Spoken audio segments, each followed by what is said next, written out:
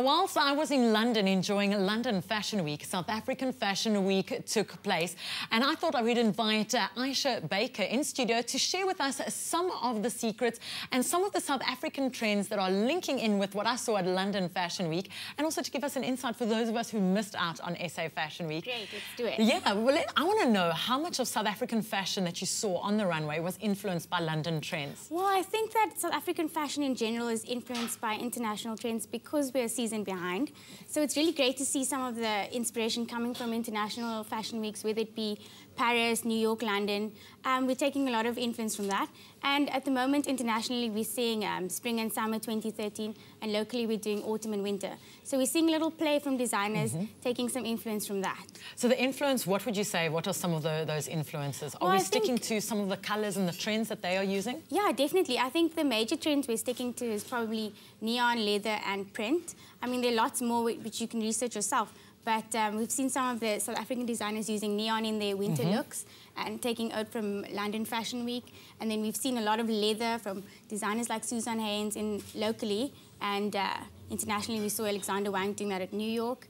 And then some print also. We saw a lot of geometrics. And in South Africa, we're doing a lot of checks. So it's really great. Now, why are we still using neon? Everyone's so scared of neons, but our designers carried it straight through. In all the shows, there was some sort of neon in some form or another. Well, I think that with the increase in the internet and social media, South African fashionistas are seeing trends overseas and they want it right now. So it's given this demand for SA designers, and they have to now cater for their consumers. So they're bringing neon forward and trying to carry it on into next year so we don't lose the trend with being a season behind. Do you ever think we'd see international designers copying some of our South African trends? I think we've definitely seen it in the past, especially with shoes. Lots of our Ndebele prints have been used internationally. So I hope that we can take a bit of influence from our local culture and inspire international designers. And why do you think London Fashion Week plays such a big role in influencing, and why do our designers locally look at London Fashion Week to see what the trends are? I think locally we look at a lot of international trends. It's only natural since they're a bit ahead of us. So whether it be London or New York, we kind of get some inspiration from them. And being, we're not restricted to weather, so we can use some of the spring trends in winter.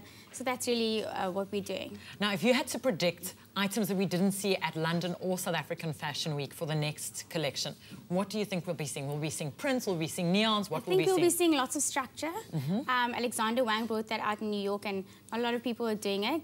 And then we got some local designers doing structure and lots of texture. So we're looking at brocade, we're looking at thick, fabrics. So I think that's what the next thing is going to be. Well, we are going to hold you to that. We'll come back in a year, replay this tape when we're looking at this summer 2013-2014 collection, and Aisha, see if you are correct. Okay, that's perfect. That's a deal.